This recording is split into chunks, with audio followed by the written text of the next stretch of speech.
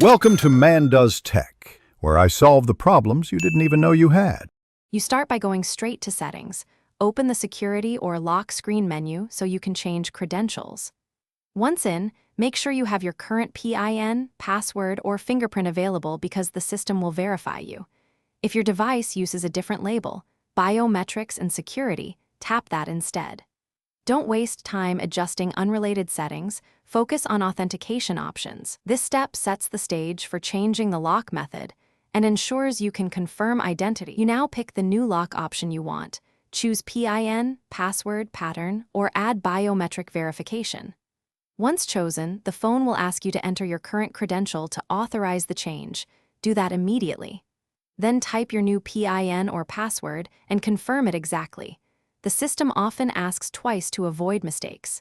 If you select biometric, you'll be walked through registering fingerprints or face data. Make sure the new secret is memorable yet strong. You finish by saving changes and locking the device to test the new credential immediately. Try unlocking a couple of times to confirm it works. Then update any backup unlock methods, backup PIN, pattern, or linked Google/Apple account, and review encryption or secure startup settings so the device stays protected. If something goes wrong and you're locked out, try account recovery via your linked email or backup PIN. As a last resort, a factory reset will restore access but erase data, so use it cautiously.